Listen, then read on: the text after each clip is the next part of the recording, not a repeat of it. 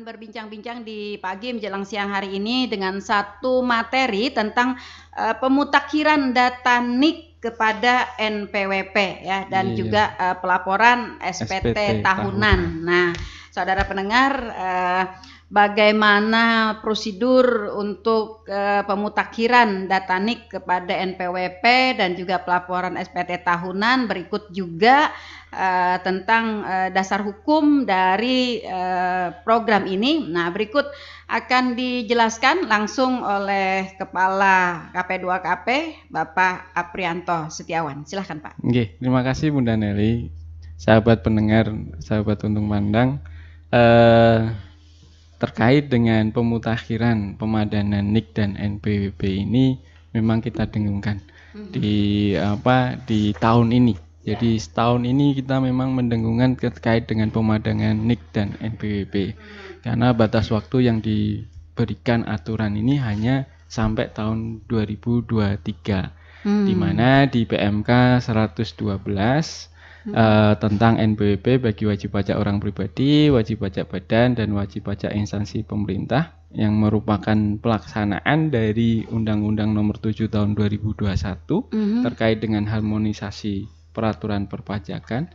Ini yang bahwa nantinya nomor pokok wajib pajak terutama orang pribadi ini merupakan yang merupakan penduduk ini nantinya menggunakan NIK.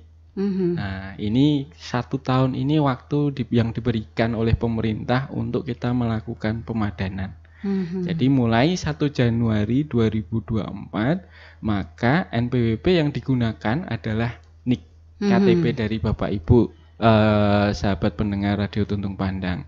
Nanti yang tahun depan itu nomor NPWP yang lama untuk wajib pajak orang pribadi sudah tidak berlaku lagi berarti. Jadi kartu mungkin bisa mengurangi banyak kartu di dompet gitu. Iya.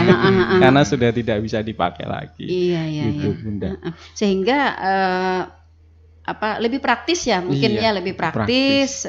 Karena di dalam KTP sudah ada NIK-nya. Dengan NIK itu kita sudah dapat mengakses nomor NPWP kita ya langsung di situ. Nah, lalu ini kan merupakan sebuah program yang baru ya Pak ya? Iya. Sebuah program yang baru tentu saja ya. Apa sebenarnya tujuan dari pengaplikasian NIK ini ya menjadi NPWP? Jadi yang pertama yaitu memang latar belakangnya ini untuk memberikan rasa keadilan dan kepastian hukum. Jadi karena aturan ini dipandang perlu karena biar kita bisa menggunakan satu identitas. Nah, jadi satu identitas yang kita gunakan untuk semua layanan. Nah, dimulai dengan layanan perpajakan nanti di 2024 sudah kita menggunakan satu identitas yaitu NIK. Yang kedua untuk memberikan kesetaraan dan mewujudkan administrasi yang efektif dan efisien. Nah, ini nanti seberapa efektifnya berarti nanti akan mengurangi kayak pencetakan kartu gitu. Betul, jadi kita akan efisien. Kita hanya cukup menunjukkan KTP kita.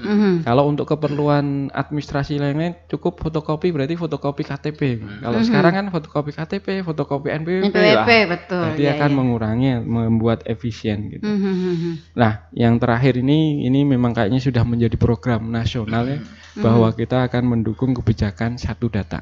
Jadi ini memang satu data kayaknya memang sudah nasional, dimulai dari perizinan menggunakan OSS. Nah, ini ke depan nanti BPJS sekarang juga sudah menggunakan NIK. Nah, nanti ini semua layanan kita mendukung di program nasional bahwa kebijakan satu data ini, Bunda. Oke, saya nambahin satu Pak. Oke, Bunda. Iya, tadi kan disebutkan oleh Pak Kepala KP2KP tadi kan kesetaraan administrasi, kemudian satu data, satu identitas begitu ya. Iya, kalau bagi saya juga mungkin tujuannya yang berikutnya adalah juga mengurangi tingkat stressing Pak. Iya, stresisasi masyarakat. Ini kalau nyari nomor NPWP gak ketemu Pak, stres ya, padahal ini mau dipakai ya, mau dipakai itu. Nah, jadi stres luar biasa nyarinya. Ini batas waktunya udah hampir sampai gitu ya, tapi kok kartunya nggak ketemu gitu.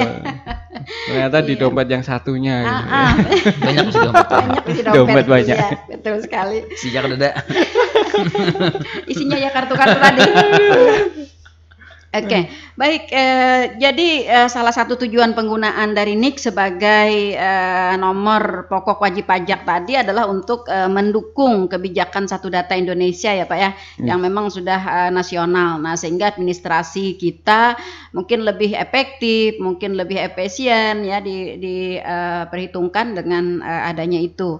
Nah, lalu apa yang harus dilakukan oleh masyarakat kita selaku penduduk ya, selaku mereka yang memerlukan NPWP ya untuk aplikasi NIK kepada nomor NPWP ini. Maksud saya, apakah dengan program ini selama 1 tahun ini sudah otomatis ataukah masyarakat kita harus datang dulu ke kantor KP2KP untuk melakukan secara mandiri ya? Secara mandiri. Ya, Bunda. Jadi Direktorat Jenderal Pajak dari tahun lalu kita sudah melakukan proses pemadanan secara sistem oleh Direktorat Jenderal Pajak. Sudah ada sekitar 19 juta NPWP yang sudah dipadankan dengan NIK dari Dukcapil. Namun ternyata tidak semua wajib pajak atau masyarakat ini yang punya NPWP yang berhasil secara sistem udah dipadankan. Jadi masih ada beberapa wajib pajak ini sisanya sekitar 23 juta ini yang harus dipadankan.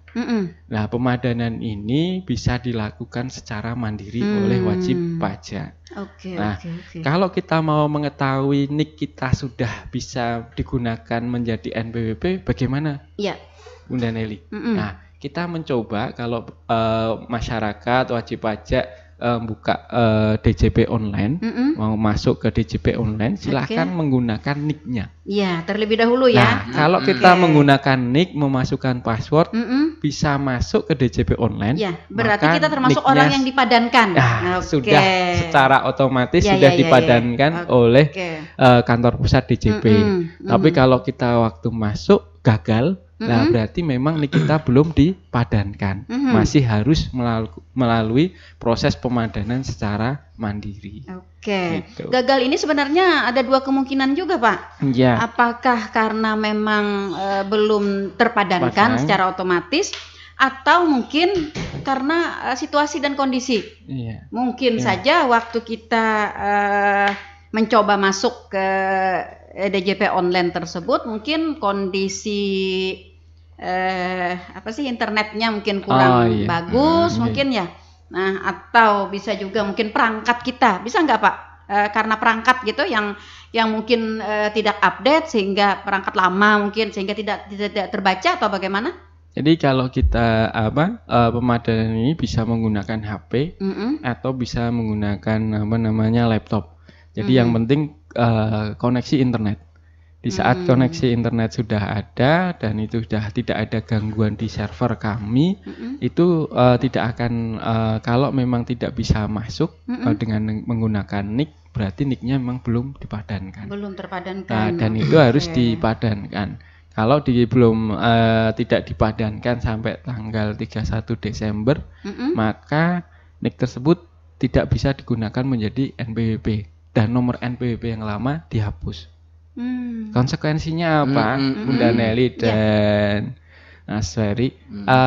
Ini wajib pajak harus mendaftar lagi. Daftar ulang berarti. Daftar ulang dari awal baru berarti, ya memenuhi berkas-berkas berarti. Jadi nanti pendaftaran ulang pun tahun depan kayaknya akan lebih simpel. Jadi hanya cuma mengaktifasi NIK menjadi NPWP. Nah, itu aja.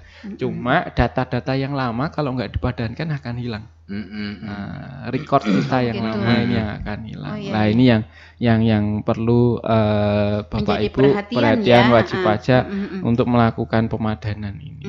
Sebelum habis masa jatuh temponya Iya, jatuh temponya. masih bisa digunakan. Oke, ya. Dan ini Pak, kalau kita pengen ke DJP online ya untuk mencoba untuk memadankan apakah terpadankan atau bagaimana. Jadi password yang dimasuk Pak Aprianto bagaimana? Berarti apakah bikin akun dulu masuk ke DJP online? Jadi tidak perlu bikin akun lagi. Biasanya Bapak Ibu kalau masyarakat yang sudah terbiasa mengakses DJP online, yang dimasukkan pertama username kan NPWP. Ya, passwordnya pasti sudah hafal lah password yang lama. Nah, tinggal mengganti NPWP tersebut menjadi nick.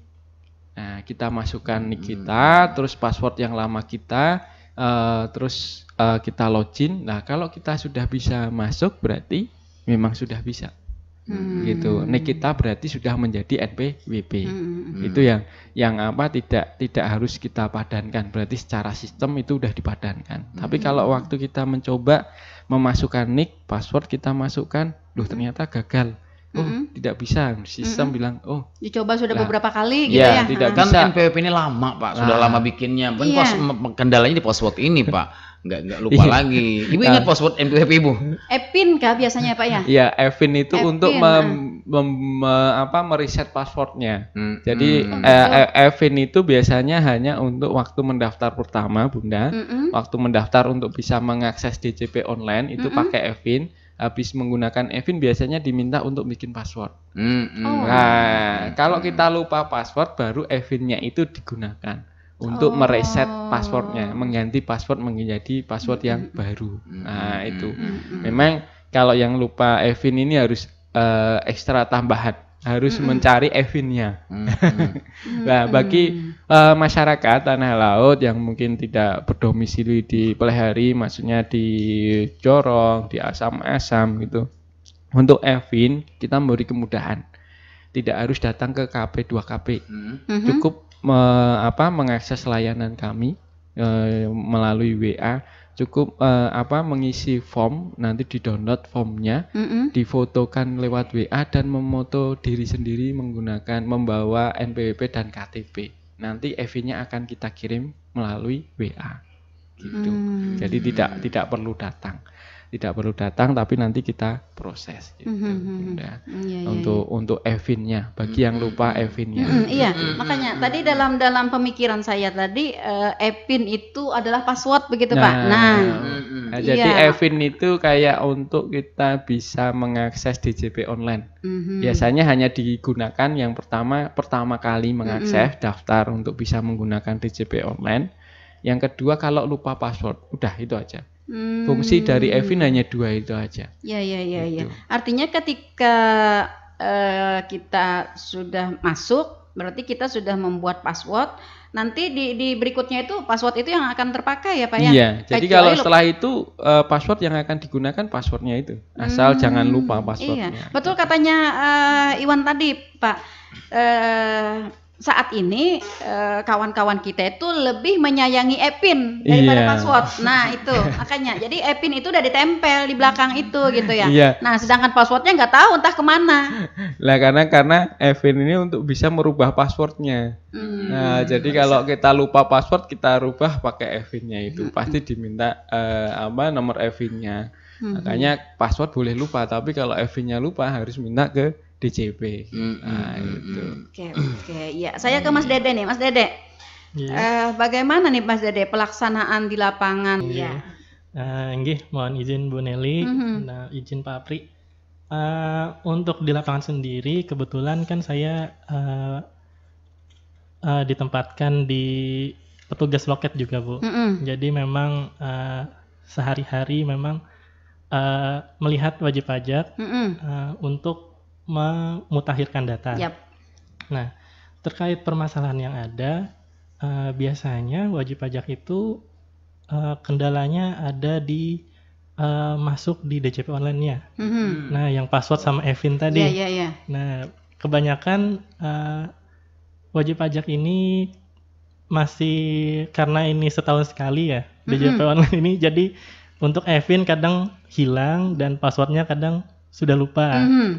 Nah, jadi kami membantu di lapangan melalui sistem kedua kami, yaitu dari loket. Jadi bagi wajib pajak yang tidak bisa melakukan pemutahiran data atau pemadanan lewat DJP online. Nah, kami bisa membantu melalui kantor kami, melalui sistem jaringan intranet. Soalnya kedua-duanya lupa, passwordnya lupa, PIN-nya lupa. Kedua-duanya lupa. Iya, lupa kedua-duanya. Ini jadi bingung nih untuk akses mandiri, nggak bisa ya.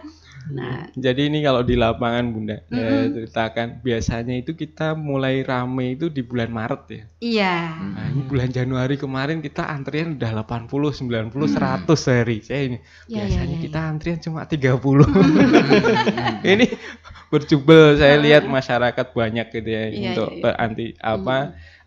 untuk memadankan, tapi ya memang ini memang harus sudah ditugas kami, dan alhamdulillah berarti memang masyarakat di tanah laut sudah paham untuk terkait dengan NPWP.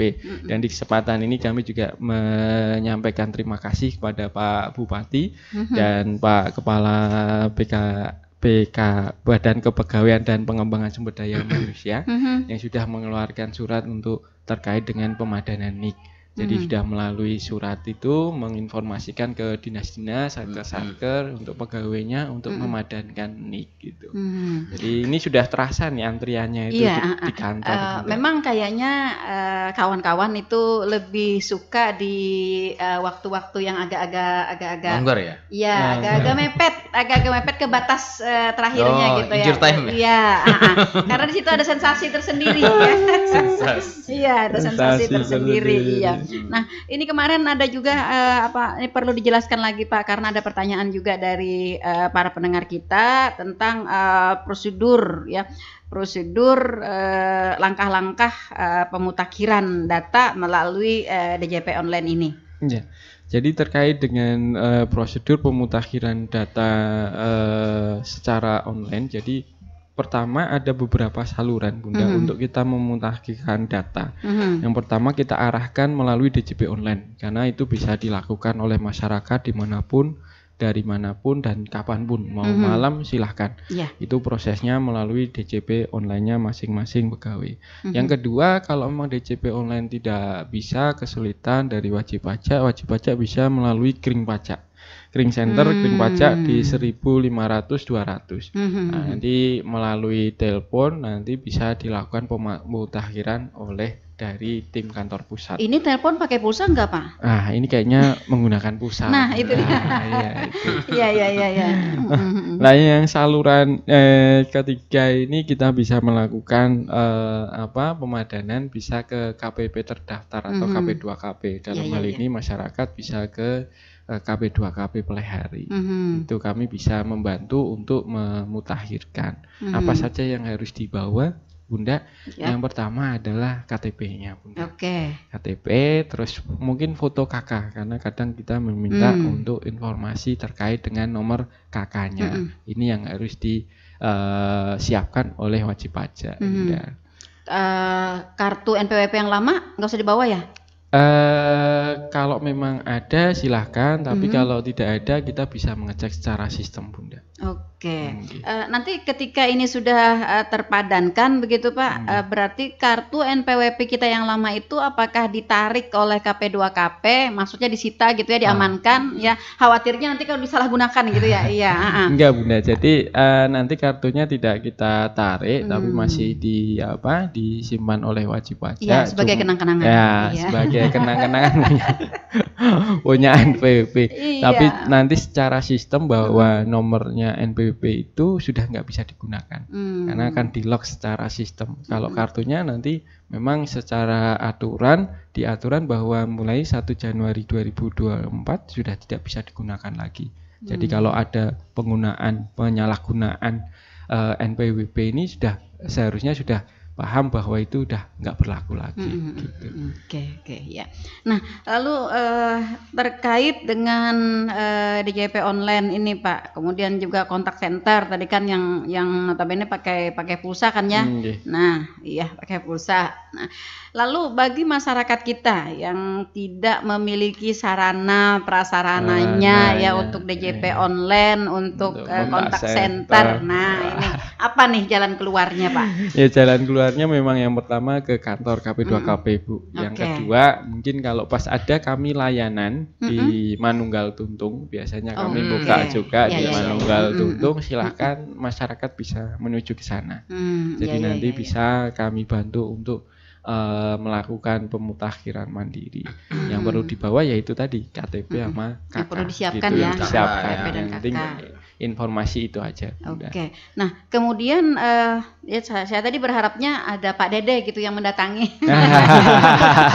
Kayaknya nganu nih, jadi bintang utama. Iya, makanya itu. Ini jadi bintang utama ya hari ini. Ya. Pertama karena memang wajah baru gitu ya. Jadi lebih karena orang kalau yang baru, kemudian jabatan saya sebagai pelaksana ya. Pelaksana ini kan anggapannya masyarakat itu berhubungan langsung ya dengan masyarakat. Nah, seperti itu.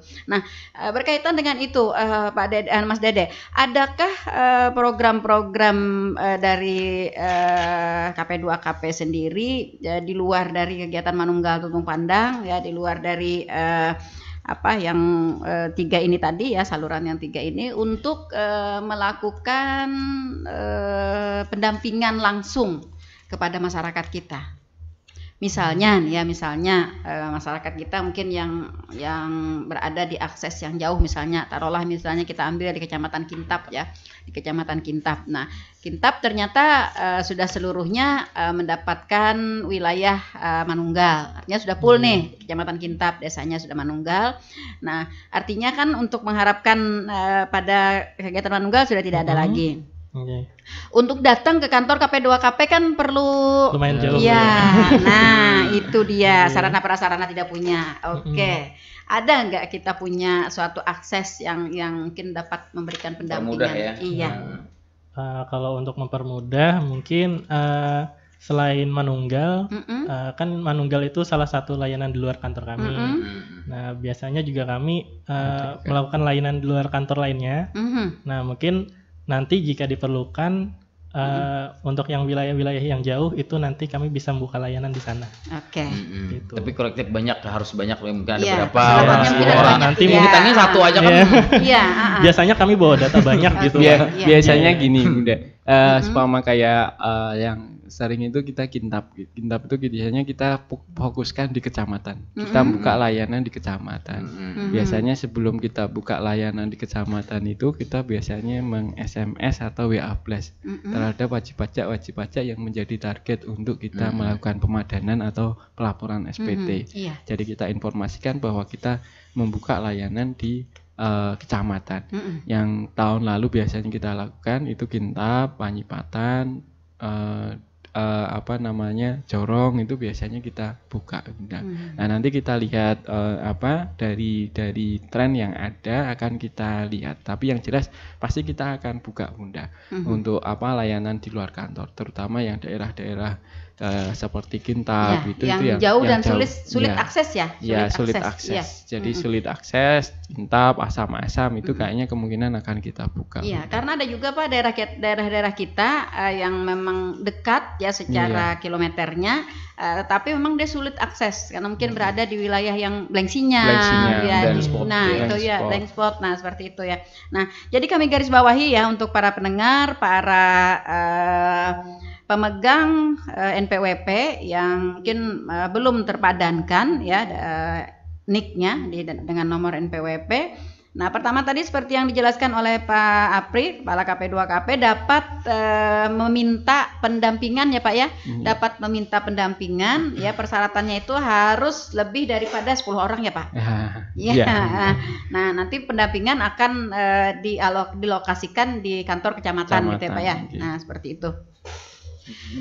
Iya. Kemudian bagi yang dekat ya, yang blank sinyal dapat datang langsung ke kantor KP2KP. Paling enak dah Pak. Ya, paling enak sudah.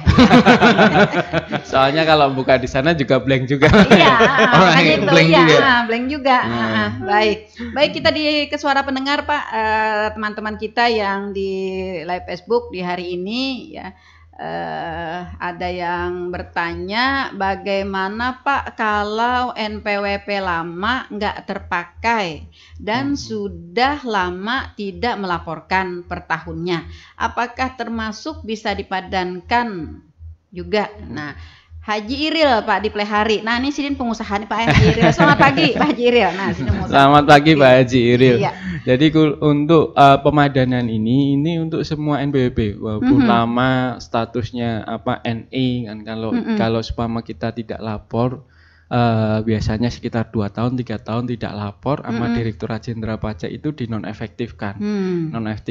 Nonefektifkan itu istilahnya kayak mati suri lah. Jadi sementara kita endapkan dulu. Ya, tidak mati sama sekali. Nah, bukan, karena kalau nanti usaha dia bisa muncul lagi lah. Kalau pas diperlukan nanti bisa dihidupkan lagi dengan nomor yang sama lah.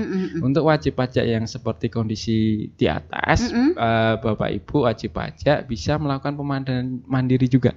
Jadi tidak terbatas hanya NPWP yang aktif, tapi termasuk di sini NPWP yang non efektif ini. Ini silahkan Bapak Ibu lakukan pemadanan karena biar nanti datanya masih ada. Karena takutnya seumpama misalnya ada biasanya kalau perusahaan biasanya ada recordnya ya, record usahanya. Nah, kalau kita tidak kalau ini yang orang pribadi kalau tidak dilakukan pemadanan maka recordnya akan hilang. Nah, ini mohon maaf saya koreksi tadi yang orang pribadi. Jadi orang pribadi kalau tidak dipadankan nanti recordnya akan hilang. Data-data yang lama akan hilang. Makanya walaupun sekarang posisinya adalah lagi non efektif, tidak difungsikan dulu, tapi tetap dipadankan. Nah ini yang harus. Kalau untuk badan, kan ini ada orang pribadi badan. Kalau orang pribadi kita menggunakan NIK mudah. Tapi kalau untuk badan, NPWP yang lama masih digunakan.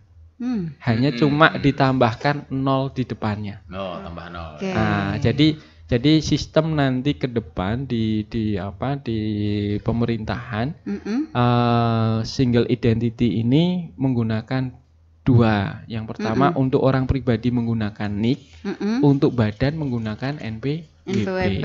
Oke. Nah, makanya standarnya disamakan adanya 16 digit. Nah, karena kalau NPWP yang lama itu kan 15 digit, NIK itu kan 16, maka NPWP untuk badan juga 16. Caranya bagaimana? NPWP-nya masih sama, cuma ditambah 0 di depannya. Oke, iya. Baik. Ya, Haji Iril jelas ya Pak Haji bahwa NPWP lama yang tidak dipakai, kemudian lama juga tidak dilaporkan ya. Pian harus melakukan pemadanan secara mandiri karena coba dulu ya. Iya, lalu Pak batas lamanya ini Pak. Batas lamanya ini kira-kira tenggang waktunya itu berapa sih maksimalnya gitu sehingga dia sudah bisa dianggap ditidurkan begitu.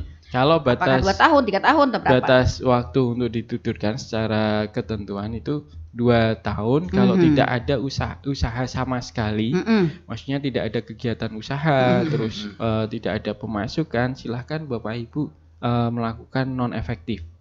Kalau tidak melakukan non efektif, biasanya nanti secara berkala Direktorat Jenderal Pajak juga akan melakukan non efektif. Jadi secara berkala, umpama kita biasanya di akhir tahun tiba-tiba, NPWP saya kok non efektif tiba-tiba gitu. Itu berarti dilakukan pemadanan dilakukan non efektif oleh Direktorat Jenderal Pajak. Kalau memang itu masih dipakai, silahkan diaktifkan. Tapi kalau memang memang bener sih saya nggak usaha lagi, pengen istirahat dulu lah gitu. Berarti udah nggak ada usaha lagi ya memang tidak aktif itu, non efektif itu. Karena kalau udah non efektif, wajib pajak tidak punya kewajiban untuk melapor SPT. Karena kalau udah aktif otomatis punya kewajiban SPT gitu. Gitu. Oke, jadi batas tenggang waktunya itu Pak Jiril 2 tahun. Nah kira-kira NPWP Pian ini ada adalah 2 tahun sudah kada dipakai. Ya, khawatirnya nih begini Pak, masyarakat kita nih bicaranya lama gitu ya. Lama katanya. Udah lawas Pak kada memakai dah jar. Padahal hanya 6 bulan Pak, karena biasa hari-hari terpakai. Nah, seperti itu. Jadi dalam konteks lama ini gitu ya, maksimalnya tadi 2 tahun ya Pak ya. Nah, kalau ternyata NPWP-nya Pak Haji Iril 2 tahun atau lebih ya sudah tidak terpakai dan tidak dilakukan pelaporan ya, maka Pak Haji Iril harus melakukan pemadanan secara mandiri ya, karena melewati dari 2 tahun tadi tidak terpakai dan tidak dilaporkan ya, NPWP Pak Haji Iril dinyatakan nonaktif sementara ya Pak oleh DJP. Iya.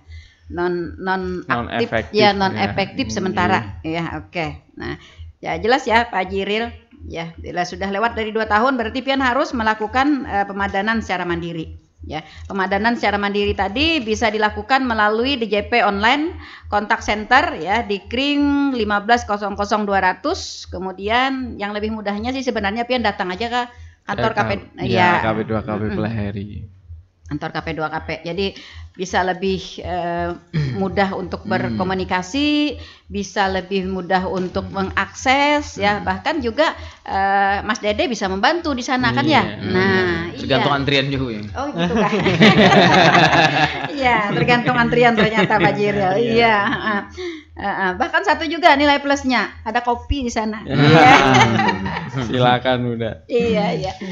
Oke, baik para pendengar, kami masih menunggu suara Anda di 0811 5012 304 ya. Tadi sudah dijelaskan oleh Pak Kepala KP2KP bagaimana prosedur ya bagi kawan-kawan yang ingin melakukan pemutakhiran NIK ke NPWP secara mandiri ya. Mungkin agak rumit kalau di dalam kalau mendengarkan radio, mungkin ya agak rumit apalagi bagi kawan-kawan nih Pak yang sudah senior yang tidak terlalu hafal dengan aplikasinya internet. Iya.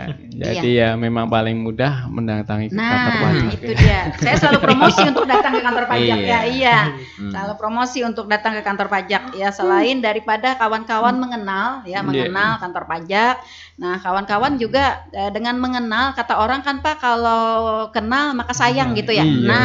Dengan mengenal kantor pajak, maka kita juga akan merasa memiliki begitu Pak. Nah, merasa memiliki sehingga juga tumbuh kesadaran kita yang lebih tinggi akan pajak. Nah, itu yang saya maksudkan. Bahkan kemarin sempat ada yang ingin ngurus NPWP tapi ke kantornya ke KPPN. Nah, itu dia. Iya, ini makanya itu jadi saya sosialisasikan Pak untuk datang ke kantor KP2KP sehingga tidak ketukar. Iya, enggak ketukar dengan KPPN. Ada KPPN, jadi datang ke kantor KPPN. Jadi bingung dia. Petugas sama KPKP juga ya. Iya. Nah, jadi seperti itu ya. Jadi bagi kawan-kawan masyarakat yang mungkin agak susah ya untuk mengakses lewat internet, tidak terlalu paham khawatirnya nanti Pak salah pencet Pak. Iya. Nah, yaitu jadi lebih enaknya dan lebih simpelnya itu datang ke kantor KP2KP. Alamatnya Jalan Haji Boyasin. Iya. Nah, nomor berapa Pak? Nomor 34. Nomor 34 ya, nomor 34 kalau sebelahnya ex dinas sosial. Nah, itu ya sebelahnya ex dinas sosial. Atau lebih tahu lagi berseberangan dengan jalan masuk ke Masjid Al-Manaf. Nah, itu dia. Orang Banjar Pak lebih mengingat ya pada suatu jalan itu kalau ada tanda-tanda khusus. Ya, kalau biasanya bersebelahan lawan sekolahan jar. Nah, atau misalnya berseberangan lawan masjid jar Pak. Berseberangan ya. Ibu Nelly ya. Ya, Jalan Muhajirin berseberangan. Ya, jarang masyarakat kita mengenal misalnya arah ke selatan, arah ke barat, arah ke timur, jarang sekali Pak. Jadi peta-peta pada suatu bangunan yang lebih diingat, atau misalnya ada pos polisi. Nah, itu lebih diingat tuh karena takutan dengan polisinya. Iya, itu tadi ya untuk saluran yang pertama tadi ya melalui DJP online ya. Sudah dijelaskan oleh Pak Apri. Nah, kemudian melalui saluran yang kedua ya, pemutakhiran data mandiri melalui kontak center Kring Pajak di 1500 200 nih juga dipertanyakan nih Pak. Nih bagaimana prosedurnya? Silakan Pak. Ya, jadi Kring Pajak ini memang layanan dari kantor pusat ya. Jadi semuanya bisa mengakses seluruh Indonesia. Di sana sudah ada pegawainya untuk melakukan pemutakhiran secara mandiri. Dan mungkin konsultasi perpajakan secara umum juga bisa dilakukan melalui klik pajak ini. Jadi klik pajak 1.500-200 ini nanti ada proses namanya melalui proses PURO, Proof of Record Ownership. Jadi nantinya akan ditanya orang yang menelpon apakah wajib pajak yang bersangkutan untuk mempersiapkan berkasnya, pemutakhiran data seperti NPWP, KTP, kartu keluarga. Nanti elemen pemutakhiran data sama dengan saat pemutakhiran data secara mandiri. Jadi hanya prosesnya ditanya-tanya oleh petugas melalui telepon, Bunda. Nah, ini tadi kan harus mempunyai pulsa kan Pak ya? Iya. Harus mempunyai pulsa. Nah, kalau diperkirakan misalnya dari kita menelpon awal sampai dengan selesai pemutakhiran mandiri melalui kring pajak ini tadi, kira-kira berapa lama Pak? Kira-kira nggak sampai 5 menit sudah selesai. Jadi yang dimutakhirkan yang pertama data utama. Data utama biasanya kalau tidak ada kendala itu terkait dengan nik, nama, tempat tanggal lahir dan tanggal lahir. Ini yang sering jadi kendala itu biasanya antara nama di nama di KTP itu berbeda biasanya. Nah, ini yang jadi kendala. Tapi kalau tidak ada perbedaan biasanya tidak akan ada masalah. Yang kedua yang akan dipadankan adalah terkait dengan email dan nomor HP. Nah, ada email juga berarti. Ya, jadi email dan nomor HP ini dipadankan nanti karena Bunda, ke depan semua informasi perpajakan atau konfirmasi dilakukan melalui alamat email dan nomor HP. Jadi komunikasi kita nanti dengan wajib pajak kebanyakan akan lewat nomor HP ataupun dengan alamat email. Yang ketiga adalah terkait dengan kode jenis usahanya. Jadi ini kita konfirmasi apakah dulu waktu mendaftar mungkin wira swasta, ternyata sekarang menjadi PNS. Nah, nanti kita mutakhirkan sesuai keadaan yang sekarang, Bunda. Nah, yang terakhir adalah data keluarga. Jadi data keluarga ini kita sebenarnya sudah ada data keluarganya. Jadi Mas Ferry ini udah ada, sudah ketahuan di data perpajakan itu punya istri, anak gitu. Jangan sampai keliru tapi. Iya. Jadi sudah ada datanya, nanti tinggal memasukkan terkait dengan nomor KK dan pekerjaan sekarang. Istrinya kerjanya apa, terus anaknya masih pelajar atau apa, itu diisikan, Bunda. Itu aja. Jadi 4 elemen ini yang harus diisi, Bunda.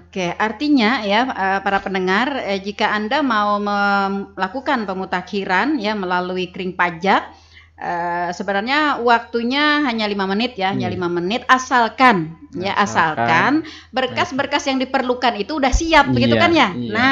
Jangan sampai nih emailnya sekarang belum berulah. Itu bagaimana ini? Iya, nomor HP sering berganti juga. Ini banyak nih, nomor HP yang mana nih mau saya masukkan. Iya. Nah, seperti itu ya. Jadi ini juga peringatan ya bagi kawan-kawan yang akan mengakses melalui kring pajak. Nanti Pak, kita disalahkan, katanya Pak Apri katanya 5 menit aja. Oh, ternyata lama banget gitu sampai habis pulsa saya.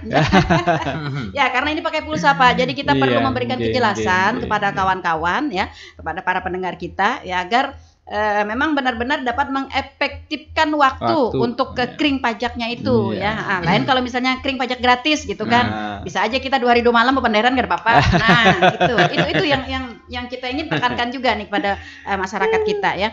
Jadi Bapak Ibu ya, para pendengar, sebelum Anda mengakses melalui kring pajak, Anda harus mempersiapkan email terlebih dahulu ya, email terlebih dahulu ya. Kalau misalnya katanya emailnya kada aktif, nah itu Pak juga jadi permasalahan itu ya. Jadi emailnya kada aktif. Jadi dites dulu nih emailnya kan Pak ya. Nah, emailnya dites dulu ya, aktif atau tidak ya. Kalau misalnya tidak aktif, Anda bisa membuat email yang baru ya. Dipastikan dulu bahwa email itu aktif. Kemudian nomor HP ya, nomor HP Anda harus menentukan salah satu dari nomor HP Anda begitu ya, yang nanti akan dimasukkan di dalam situ. Enggak boleh kan Pak dimasukkan misalnya ada Ada 4 ya, kayak Iwan ada 4 Pak nomornya. Dimasukin ke 4-4-nya gitu kan? Atau gimana? Jadi cukup salah satu. Nah, cukup salah satu ya. Jadi Anda harus memastikan ya salah satu dari nomor yang Anda punya, ya nomor kontak yang Anda punya itu untuk nanti dimasukkan ya. Sehingga juga ini juga dalam rangka mempercepat nanti ya untuk akses Anda ke rekening pajak. Nah, kemudian yang kedua kode jenis usaha. Itu nanti di mana taunya, Pak? Kode jenis usaha biasanya nanti kita tanya, udah. Sekarang usahanya apa, karyawan atau apa, nanti terkait dengan nanti petugasnya yang akan mengisikan. Oh iya, oke. Nah, Anda tinggal memastikan bahwa pekerjaan Anda sekarang itu apa. Dipastikan begitu ya. Hadang dulu Anda ingat aja, Anda ini karyawan kah, pegawai kah? Nah, iya. Itu. Jadi harus dipastikan ya, karyawan atau pegawai gitu ya. Sehingga atau wira swasta, pengusaha. Atau tiga-tiganya Bunda, bisa. Iya, jadi ya? bisa kita masukkan saya sebagai pegawai, tapi saya juga sebagai pengusaha gitu. Nah, itu bisa. Ya? Jadi bisa juga kita masukkan. Jadi karena kita mungkin punya kelebihan kan, selain jadi PNS, ternyata malam juga jualan punya warung. Nah, itu kita masukkan dua-duanya. Oh begitu. Gitu, iya, oke. Baik.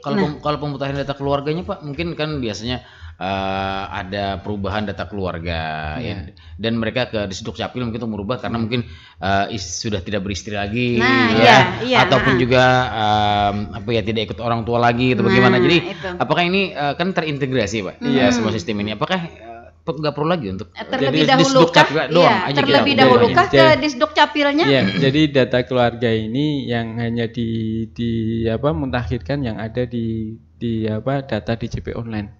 Di DJP online sebenarnya sudah mengambil data di Dusdakpil. Jadi tapi kalau memang ternyata ada perubahan, nanti harus merubahnya di Dukcapil. Nah, yaitu. Jadi bukan di kami. Jadi connect aja Pak ya. Connect aja. Iya. Artinya ya tadi sudah kita memastikan email kita sudah masih aktif, nomor HP kita sudah dipastikan yang itu mau dimasukkan, jenis usaha kita sudah tahu. Nah, kemudian juga yang terakhir tadi adalah kartu keluarga ya. Nah, kartu keluarga kita ini kita pastikan juga ya kartu keluarga kita ini sudah tidak ada perubahan. Sudah tidak ada perubahan ya. Kalau masih ada perubahan seperti yang disampaikan oleh rekan Iwan tadi, mungkin karena tidak beristri lagi, beristri baru boleh. Iya, macam-macam alasan tadi ya. Oke. Kasusnya banyak ini. Iya, karena ada laki-laki bertiga nih, saya sendiri ya perempuannya. Iya, atau lain-lain yang menyangkut perubahan administrasi kependudukan ya. Terlebih dahulu saudara harus mendatangi kantor Disduk Capil ya untuk melakukan perubahan ya. Perubahan administrasi kependudukan tersebut. Nah, setelah 4 poin ini sudah dipastikan, artinya ready semua, baru Bapak Ibu ya para pendengar bisa mengkring pajak. Jangan. Iya. Nah, jadi itu yang harus dilakukan ya. Jadi setelah dilengkapi semua persyaratannya sudah dipastikan, jadi baru kita ke kring pajak. Dan ketika persyaratan ini sudah lengkap, tadi seperti disampaikan oleh Pak Apri ya, di kring pajak Anda tidak lebih dari 5 menit. Oke, sudah berhasil ya. Sudah berhasil untuk melakukan pemadanan ya Pak ya? Pemadanan. Oke. Saya sengaja menekankan nih agar nanti tidak ada kesalahpahaman Pak. Kesalahpahaman karena ini berkaitan dengan pulsa Pak. Nah, iya itu yang jadi saya menekankan sendiri ya. Saya tidak ingin kita nanti jadi ditumpukan kesalahan gitu ya. Pian nih semalam ada 5 menit ternyata betul tengah jam. Nah, ternyata ini nomor HP adang dulu. Ulun nih Pak punya nomor HP 3. Iya, nah mana ya Pak yang melakukan salah berlaku lawas jadinya. Nah, itu dia ya. Jadi seperti itu. Nah, lalu kita ke saluran yang ketiga tadi ya, pemutakhiran data mandiri melalui tatap muka. Melalui tatap muka datang langsung ke KP2KP ya Kabupaten Tanah Laut. Nah, ini juga silahkan dijelaskan Pak bagaimana prosedur datangnya ya. Jadi, mengontak Mas Dede dulu kah? Mas Pian ada di kantor kah? Ulun anak ke kantor Pian. Nah, iya. Jadi Bapak Ibu bisa datang langsung ke KP2KP. Sebelumnya memang di kami ada namanya kunjung pajak. Sekalian ini kita menginformasikan sebenarnya kita ada kunjung pajak untuk bagaimana wajib pajak kapan mau ke kantor pajak, biar kami tahu Mama ini mau 10 orang ke kantor pajak ya. Nanti kan kita tahu ini udah banyak nih yang antrian. Ini tinggal nanti kita siapkan petugasnya. Nah, terkait dengan yang layanan langsung di kantor kami, mungkin yang perlu jadi perhatian Bunda ini terkait dengan waktu memvalidasi nomor HP. Jadi waktu memvalidasi nomor HP ini diharapkan HP-nya punya pulsa karena akan memperoleh SMS dari DJP, notifikasi dari DJP. Kadang mau lewat WA kah Pak? Nah, teknologi. Karena WA ada pulsa aja. belum kerjasama dengan WA. Belum kerjasama WA-nya. Iya. Jadi biasanya nanti kita untuk memastikan bahwa nomor HP-nya ini benar oleh sistem akan memberikan SMS ke wajib pajak. Nah, kalau tidak ada pulsanya, pulsa SMS, maka tidak akan mendapat SMS tersebut. Nah, ini kadang yang menjadi kendala. Saya harus ngisi pulsa kah keluar itu. Betul Pak, jadi karena memang di era sekarang ini kan lebih lekat masyarakat kita dengan WA ya. Nah, WhatsApp. Nah, WhatsApp itu ketika sudah kita membeli kuota, itu kada kepikiran lagi. Ada pulsa, biar kada pulsa kan kada apa-apa. Telepon WA bisa aja ya. Walaupun agak delay. Jadi itu kalau yang di tatap muka ya, itu yang menjadi perhatian. Yang penting kalau udah membawa KTP terus membawa KK, insya Allah itu udah selesai. Oke, baik. Saya ke Mas Dede lagi. Mas Dede, selaku pelaksana nih, ini mengantisipasi pada saat-saat injury time nanti ya, injury time. Maret ya. Ketika nanti masyarakat kita yang datang ke kantor KP2KP ini membludak misalnya nih, ya banyak ya. Banyak yang datang. Bagaimana prosedur pelayanannya, petugasnya, kemudian perangkatnya yang tersedia di KP2KP sendiri? Oh gitu ya Bu. Nah, ini biasanya bulan Maret ya Bu ya. Apalagi sekalian sama laporan SPT tahunan. Nah biasanya. itu dia, berbarengan itu. Biasanya kalau di kantor kita di KP2KP Play Hari itu kami mengadakan kelas pajak misalnya. Nah, jadi bagi yang khusus untuk wajib pajak yang perlu pemutakhiran data, itu nanti kami bikinkan satu kelas pajak. Nah, mungkin di aula kami mungkin bisa jadi. Nah, nanti dijadikan satu, nanti kami bantu di situ. Iya. Gitu. Ada pendampingan berarti dari pihak petugas ya, dari KP2KP. Iya. Oke, cukup ya. Petugasnya berapa orang sih Pak? Jadi petugas kita sebenarnya melaksananya 4 enggak. Oke. 4. Tapi nanti kita sudah kerjasama dengan Politala, Politeknik Tanah Laut. Kita sudah menseleksi 10 relawan pajak. Bagus. Nanti biasanya seandainya nih Pak ya. Kita mulai Februari biasanya nanti sudah ada penugasan dari Politeknik Negeri Tanah Laut. Mahasiswa-mahasiswinya yang sudah diseleksi 10 orang itu akan membantu kami untuk pelayanan. Biasanya makanya tadi disampaikan Mas Didik, biasanya nanti akan kami buka layanan di aula kami. Nah, di aula kami akan kita buka, terus nanti juga ada relawan pajak yang bantu untuk pemenuhan kewajiban tersebut gitu. Jadi kalau jangan memang khawatir. Masih kurang tenaganya, kita merekrut sesuai honor. Jadi kita biasanya nanti meminta bantuan ke Banjarbaru. Jadi di sana kan personelnya banyak Bunda. Jadi nanti kita minta penugasan dari Banjarbaru untuk bertugas ke Pelehari. Iya. Yang pasti saat ini ya KP2KP telah melakukan antisipasi. Yang pertama tadi dengan program kelas pajak ya, sehingga bagi mereka yang punya sama-sama keperluannya ya diklasifikasikan ya, sehingga dapat didampingi oleh satu orang petugas misalnya ya. Memilih Mas Dede atau siapa nanti ya? Kayaknya pilihannya jelas nih udah. Iya, jelas nih udah ketahuan, udah kelihatan ya. Nah, kemudian yang kedua juga KP2KP telah menjalin kerjasama dengan Politeknik Negeri Tanah Laut ya. Ada beberapa mahasiswa yang sudah diberikan pembekalan ya untuk itu ya. Relawan ya. Iya, relawan. Tapi jangan khawatir buat Poltek ya. Iya. Tahu Mas.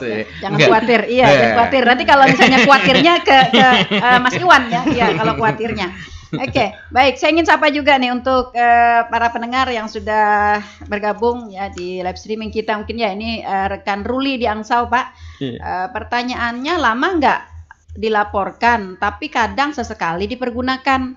Nah, untuk keperluan orang meminta NPWP kita untuk membayar pajaknya atas menggunakan jasa kita. Apakah ini termasuk bisa tetap mengaktifkan NPWP kita seperti ATM kan? Lama nggak menabung tetapi bisa aktif karena ada dana-dana transferan. Nah, maaf amun kesalah Pak, terima kasih. Nah, rekan Ruli di Angsau. Oke. Iya, terima kasih sahabat Ruli di Angsau. Jadi memang walaupun wajib pajak mungkin ya sudah lama nggak lapor, sudah lama nggak bayar, tapi ternyata di kami ada data, mungkin NPWP ini digunakan atau ternyata beli sesuatu dengan NPWP ini, maka NPWP ini biasanya tidak serta-merta langsung dinonefektifkan secara jabatan. Biasanya masih bisa digunakan. Karena orang juga membayarkan pajaknya, Pak ya. Iya, jadi tidak serta-merta bahwa kalau ini nggak pernah lapor, nggak pernah bayar kita non-efektifkan, tidak. Dan non-efektifkan ini hanya sifatnya sebenarnya membantu masyarakat biar tidak ada kewajiban lapor. Kalau yang memang benar-benar sudah tidak ada aktivitas usaha. Ya, tidak ada Tapi aktivitas. kalau masih ada usaha silahkan. Kalau ternyata sama Direktorat Jenderal Pajak di non-efektifkan, karena kemarin banyak sekali yang datang. Loh, saya ini masih usaha tapi ternyata di non-efektifkan. Memang secara sistem kantor pusat kemarin meng-cleansing data dan tinggal nanti wajib pajak silahkan untuk mengaktifkan lagi, gitu aja. Jadi tetap masih bisa diaktifkan kembali gitu. Karena memang biasanya ada ya tukang bangunan lah, anggap saja Pak ya, maaf ya. Tukang bangunan yang dipekerjakan di sebuah SKPD mungkin Bu ya. Dan SKPD tersebut meminta NPWP Karena memang membayar aturannya seperti itu ya. Jadi SKPD yang membayarkan pajaknya. Jadi itu seperti itu mungkin dari masyarakat. Jadi biasanya gitu. Jadi kadang walaupun kita nggak lapor terus tidak bayar, kenapa NPWP saya masih aktif gitu? Ya karena ternyata ada data yang digunakan. Ternyata masih NPWP ini masih digunakan gitu. Seperti ATM katanya Bu. Iya, makanya seperti ATM katanya. Walaupun nggak ada nabung gitu, tapi transferan ada. Iya, transferan ada. Keren transferan ini sebenarnya. Ditunggu ya kan? Iya. Kita juga nunggu kan ya. Mbak Weri nyari tuh triknya gimana itu ya? Iya. Seperti itu ya. Oke, rekan Ruli di Angsau dapat dimengerti ya. Artinya ketika NPWP saudara lama tidak dilaporkan, tetapi tetap masih ada aktivitas ya yang menggunakan NPWP tersebut ya. Tadi dijelaskan oleh Pak Pri bahwa NPWP Anda masih tetap aktif ya. Dan kemungkinan besar juga termasuk data yang dipadankan ya Pak ya. Harusnya dipadankan. Gitu. Yang dipadankan ya, karena masih ada aktivitas.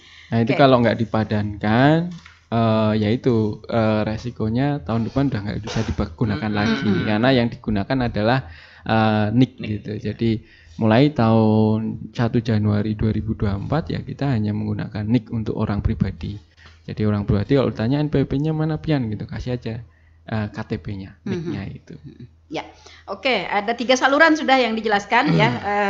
Berikutnya nih Pak, ketika NPWP kita, NIK kita sudah terpadankan ya menjadi NPWP, nih ya. Apa lagi yang harus dilakukan oleh wajib pajak? Nah, gini mudah. Jadi kewajiban kita kalau kita sudah mempunyai NPWP atau NIK kita sudah dipadankan, berarti masih. Kalau NIK kita udah aktif, berarti kita punya kewajiban untuk lapor SPT. Jadi berbeda dengan bayar ya. Jadi lapor ini kita hanya melaporkan. Bisa saja kita lapor tanpa membayar pajak. Artinya nanti memang ya? Iya, karena memang penghasilan kita masih di bawah penghasilan tidak kena pajak. Atau usaha kita masih, kalau UMKM masih di bawah 500 juta. Nah, kita hanya perlu lapor karena Direktorat Jenderal Pajak tidak bisa telepati dengan wajib pajak. Telepati penghasilannya belum belajar. Kita hanya melihat nomor NPWP-nya, tahu omsetnya sekian gitu. Atau misalnya atau tinggal merenungkan, membayangkan nih Mas Iwan dibayangkan dulu tahu. Bayangkan tahu itu ada omsetnya 1 miliar gitu. Jadi Direktorat Jenderal Pajak masih belum bisa. Jadi karena sistem kita itu sistem self assessment, wajib pajak melaporkan sendiri. Jadi melaporkan melalui SPT tahunan yang biasanya kita gembor-gemborkan sampai tanggal 31 Maret wajib pajak diminta untuk melaporkan, jangan sampai telat. Karena kalau telat ada sanksinya. Ada sanksinya. Oke. Ini banyak yang takut melaporkan ya. Pemikiran atau pemahaman dari masyarakat kita ketika melaporkan itu akan dikenakan biaya, akan ditagih pajaknya Pak. Nah, itu dia ya. Jadi perlu kami sampaikan di masyarakat bahwa semua layanan perpajakan tidak dipungut biaya. Jadi kewajiban perpajakan itu nantinya dilihat dari penghasilannya. Kalau memang penghasilannya masih di bawah penghasilan tidak kena pajak, maka tidak ada kewajiban untuk membayar pajak gitu. Jadi jangan khawatir. Kalau untuk karyawan kalau masih single itu kalau penghasilannya di bawah 4.500.000. Nah, jadi kalau masih di bawah 4.500.000, Bapak Ibu tinggal lapor aja. Tidak ada perlu pajak yang harus dibayar. Taunya single dari mana, Pak? Taunya single dari mana? Kita tanya. Yang penting jadi perlu ya sistem telepati ini. Jadi tidak bisa kita telepati. Iya. Jadi kita tanya Bunda. Jadi kita juga nggak tahu bisa telepati ini single apa enggak. Iya, makanya itu. Karena begini Pak, biasanya kalau karyawan khususnya pegawai negeri atau ASN, biasanya kan ada yang bekerja suami istri. Nah, bekerja suami istri, lalu si suami di dalam penggajian menanggung istrinya menanggung istrinya. Nah, sedangkan si istri di dalam penggajian berarti dia single, Pak. Single dia. Nah, apakah yang dijelaskan oleh Pak Apri tadi ini juga berlaku untuk ASN atau pegawai yang berstatus seperti ini, Pak? Jadi kalau untuk ASN atau pegawai kita akan lihat di bukti potongnya Bunda. Jadi di bukti potong biasanya kalau pegawai itu kan sudah dipotong oleh pemberi kerja ya. Jadi entah PNS atau pegawai di swasta biasanya udah dipotong oleh pemberi kerjanya. Nah, pertama yang dilakukan sebelum lapor SPT adalah meminta bukti potongnya. Nah, sama yang memberi kerja, misalnya PT atau dari dinas gitu, biasanya nanti memberi namanya bukti potong. Nah, dari bukti potong itu tersebut nanti digunakan untuk melapor. Nah, untuk pegawai karyawan yang sudah dipotong biasanya pasti SPT-nya nihil. Kecuali kalau memang ada 2 pekerjaan. Misalnya saya bekerja di PT A tapi saya juga bekerja di PT B. Makanya ada 2 penghasilan. Biasanya nanti ada kurang bayarnya yang harus ditanggung sendiri oleh wajib pajak. Tapi kalau hanya dari 1 pemberi kerja biasanya sudah nihil karena sudah dipotong oleh pemberi kerjanya. Gitu, Bunda. Oh begitu. Kalau misalnya si pemegang NPWP itu orang pribadi ya Pak, tapi punya 2 usaha, ya artinya dia punya kewajiban hanya 1 SPT kan Pak ya? Ya, SPT-nya 1 Bunda. Jadi seumpama misalnya saya juga sebagai pegawai saya juga punya usaha. Berarti saya lapornya apakah 2 kali? Bukan. Lapornya 1 kali tapi dilaporkan semua. Penghasilan saya sebagai pegawai sudah dipotong perusahaan, sudah saya laporkan berarti tidak saya bayar. Mungkin kalau saya punya toko, toko ini yang harus saya laporkan juga. Nah, terkait dengan toko ini untuk yang usaha, kalau tentuan di tahun 2022 itu bayar pajaknya kalau sudah omsetnya lebih dari 500 juta. Setahun. Jadi kalau belum 500 juga tidak dikenakan pajak. Nah, jadi kalau udah lebih dari 500 baru bayar pajak. Pajaknya berapa? Itu sebesar 0,5%. Nah, dari omsetnya. Ini untuk orang pribadi. Jadi kalau untuk orang pribadi ada namanya peredaran bruto tidak kena pajak gitu, Bunda. Oke. Iya. Jadi kita garis bawahi ya bagi kawan-kawan ya para pendengar yang sudah terpadankan ya NIK dan dengan NPWP-nya. Kewajiban selanjutnya adalah melakukan pelaporan SPT tahunan ya. Nah, ini pulang kami garis bawahi bahwa ketika Bapak Ibu ya, saudara pendengar melakukan pelaporan itu tidak identik dengan pembayaran pajak ya. Jadi jangan khawatir begitu ya, jangan khawatir. Dokoler jarang melakukan laporan ya karena dari tagih pajaknya. Nah, ya tadi ada ketentuan-ketentuan yang berlaku ya, tapi kewajiban saudara adalah untuk melakukan pelaporan. Karena jika ya Anda lalai untuk melakukan pelaporan, maka ada ketentuan hukum. Ya, ada sanksinya, Bunda. Ya, ada ketentuan hukum yang nanti mengikat saudara. Ya, dalam pelaporan ini Pak, mungkin ini badan ya, untuk badan ya. Kalau pelaporan dari badan kan biasanya kan ada apa ya? Perubahan data pengurus ataupun juga ada pemegang saham yang hanyar yang baru, pemegang saham baru. Jadi kata orang yang pegang saham baru, biar aja NPWP-nya yang kemarin aja dah, laporan nggak usah dah, yang sama aja kita. Tapi pemegang sahamnya baru nih Pak. Jadi kalau ada perubahan data ini sebaiknya untuk diinformasikan.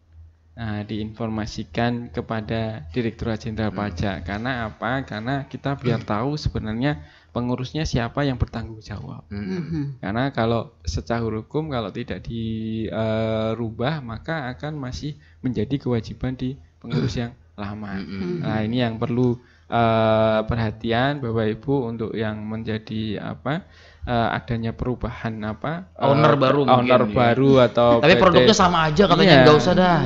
Namanya juga sama gitu. Cuma ini harus kita laporkan, kita update karena biar kita juga Direktorat Jenderal Pajak juga tahu sebenarnya pengurus yang sebenarnya sekarang siapa. Jangan sampai nanti ada yang harus diklarifikasi, kita mengklarifikasi menyuratinya ke pengurus yang lama. Nah, ini nanti salah alamat kita gitu. Jadi kita harus rubah, biasanya di waktu SPT tahunan itu silahkan sekalian kalau memang ada perubahan pengurus dilakukan perubahan gitu. Karena pengurus biasanya datang dan pergi, Pak. Tergantung ya. Datang dan pergi ya kayak lagu aja. Itu artinya yang berkaitan dengan pelaporan badan ya Pak, PWP, SPT, badan ya, badan. Oke. Nah, badan ini juga terbagi beberapa waktu yang lalu juga kita sudah pernah talkshow dengan klasifikasi badan ini Pak ya. Iya.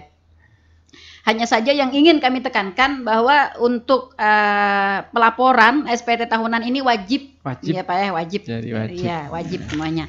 Apakah tadi ownernya berubah atau apa ya, Anda harus melaporkan secara jelas ya. Yang lebih baiknya adalah sesuai dengan kondisi atau keadaan yang sekarang. Sebenarnya. Yang sekarang sebenarnya gitu.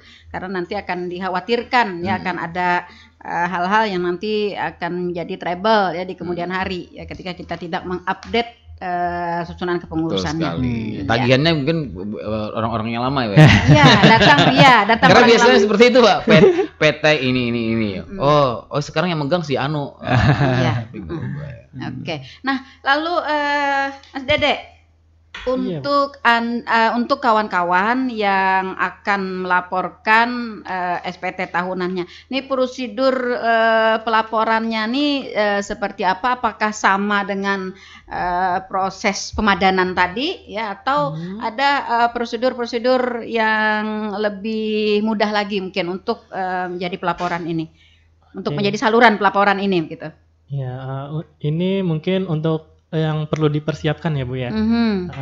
Untuk yang perlu dipersiapkan bagi wajib pajak yang statusnya adalah karyawan, itu yang pertama seperti kata Pak Apri tadi, yaitu membawa bukti pemotongan pajaknya.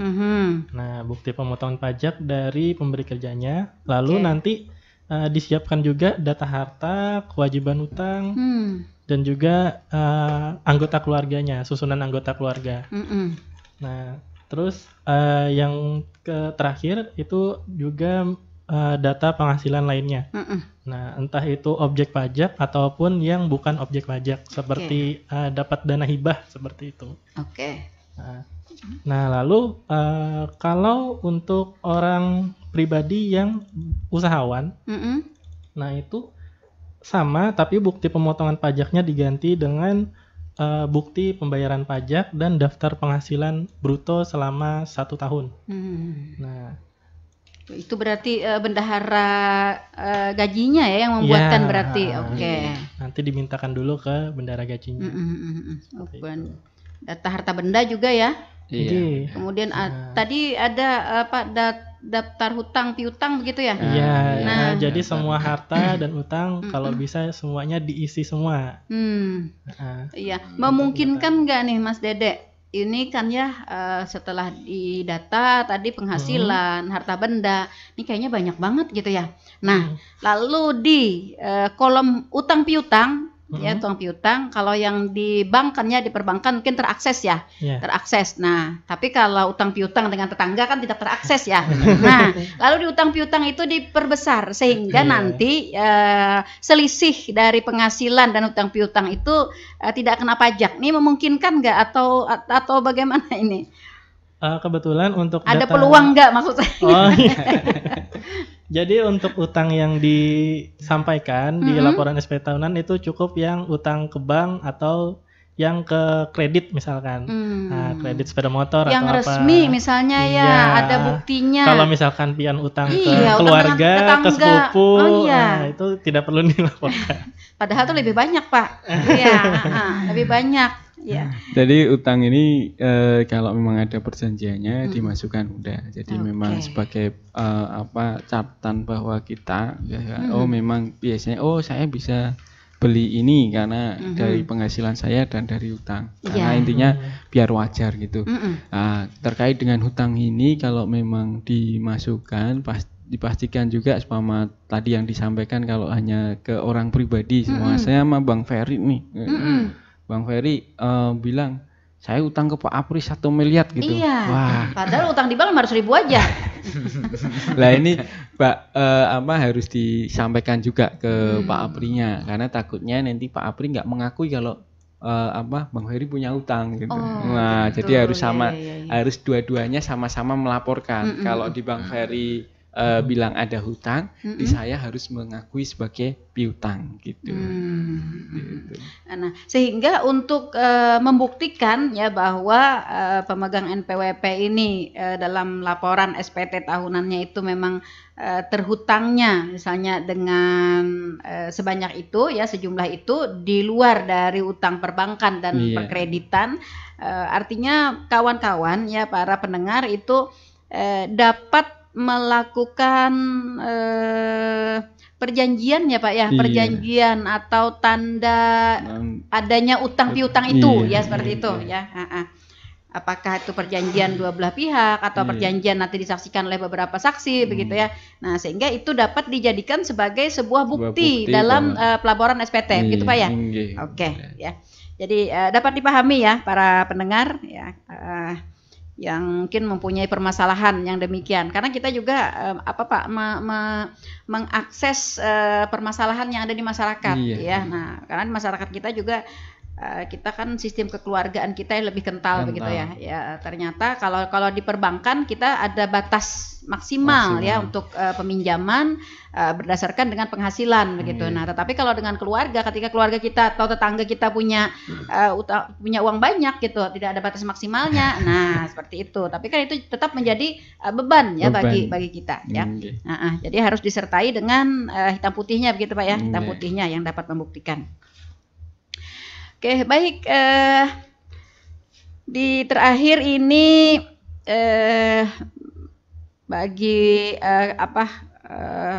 kawan-kawan, Bapak Ibu ya para pendengar yang sudah dipadankan NIK NPWP-nya ya yang sudah melakukan SPT tahunan. Oh, belum ya Pak ya tahun ini. Nah, apakah ada yang ada kemudahan atau ada fasilitas atau ada reward gitu Pak bagi para masyarakat kita yang aktif melakukan pemadanan secara mandiri, apalagi tadi melalui kring pajak gitu ya. Artinya kan bermodal nih. Oke, kemudian melakukan pelaporan secara rutin, misalnya dalam kurun waktu taruhlah misalnya 5 tahun. Nah, apa nih bentuk, ada perhatiankah, rewardkah atau apa gitu bagi masyarakat kita yang seperti ini? Ya, saya sampaikan pertama terima kasih kepada masyarakat yang sudah berkontribusi terkait dengan pelaporan dan pembayaran pajak. Memang di mekanismenya tidak ada reward secara langsung kepada wajib pajak, tapi pemerintah dalam hal ini memberikan pelayanan terbaik untuk wajib pajak melalui pembenahan infrastruktur, pelayanan pendidikan dan pelayanan kesehatan. Ya itu, dan juga keamanan buat wajib pajak semua. Jadi memang di pajak pun tidak bisa memberikan reward langsung, gitu. Jadi memang belum ada ketentuan yang bisa memberikan reward langsung pada wajib pajak. Tapi rewardnya ya dalam bentuk pembangunan yang dirasakan oleh masyarakat, Bunda. Iya. Kalau bagi saya sih Pak, rewardnya itu adalah ketenangan pribadi. Ya. Nah itu udah luar biasa ya, daripada reward dari KP2KP ya, reward ketenangan kita ya, ketika kita sudah menjadi warga negara yang baik, taat dengan pajak, membayar dengan baik dan melakukan pelaporan dengan baik ya, kita akan tenang, berusaha dan bekerja ya, dan melakukan aktivitas kita seperti itu ya Pak ya. Oke. Iya, jadi meskipun tidak ada reward secara langsung ya dari kantor pajak ya, tapi kita berharap masyarakat dapat mereward diri sendiri. Ya, mereward diri sendiri dengan ketenangan ya, ketenangan kita, karena kita sudah melaksanakan kewajiban kita sebagai warga negara yang baik. Baik Pak, waktu kebersamaan kita ternyata kalau berbicara soal pajak ya itu tadi nggak ada selesainya. Iya, sungguh menarik ya, karena ini akan berkaitan dengan angka-angka yang dihitung dengan RPRP gitu ya. Oke, di terakhir Pak, silahkan apa nih yang ingin disampaikan terakhir Pak? Himbauan-himbauan atau juga mengingatkan nih kepada masyarakat kita. Silahkan Pak Apri. Ya, terima kasih Bunda Nelly. Ya, ini kami dari KP2KP Pelihari menghimbau kepada wajib pajak untuk turut aktif dalam bekerja sama untuk melakukan pemutakhiran data NIK menjadi NPWP, karena ini merupakan salah satu langkah awal dalam reformasi perpajakan. Jadi diharapkan nanti dengan reformasi perpajakan ini wajib pajak bisa lebih nyaman, lebih efektif dan efisien dalam melakukan kewajiban-kewajiban perpajakannya ke depan, dan insya Allah akan menambahkan basis perpajakan yang lebih komplit, dan untuk negara ini akan bisa menjadi lebih maju. Dan berbicara terkait dengan hak dan kewajiban perpajakan, di sini kami menghimbau kepada wajib pajak untuk segera lapor SPT tahunan. Jadi karena itu merupakan salah satu kewajiban wajib pajak yang harus dipenuhi. Untuk orang pribadi jangan sampai telat, tanggalnya ditulis tanggal 31 Maret 2023 untuk pelaporannya. Mungkin itu yang bisa kami sampaikan Bunda Nelly, dan semoga Allah memberikan kemudahan kepada wajib pajak, usahanya maju, lancar, berkah, dan bayar pajak dengan tepat. Iya, amin. Iya. Baik para pendengar, demikian inspirasi kita di hari ini, di edisi Senin 30 Januari 2023. Terima kasih Pak Apri atas kebersamaannya, Mas Dede juga. Terima kasih Bunda Nelly. Terima kasih. Ya, mudah-mudahan apa yang kita perbincangkan di pagi menjelang siang hari ini dapat membuka wawasan dan pengetahuan ya bagi masyarakat, warga kita, para pendengar setia Radio Tuntung Panang FM, dan tentu saja juga kita berharap dapat meningkatkan kesadaran kita ya untuk selalu aktif ya dalam hal yang berkaitan dengan pajak. Jadilah warga negara yang baik dan bijak untuk selalu perhatian terhadap hal-hal yang berkaitan dengan pajak. Ya. Baik, sekali lagi terima kasih ya, terima kasih juga kepada para pendengar yang sudah berkontribusi bersama kami, dan para pendengar yang sudah setia stay tune di 102,3 LPPL Radio Tuntung Panang FM, LPPL Radio berinteraksi untuk masyarakat Kabupaten Tanah Laut.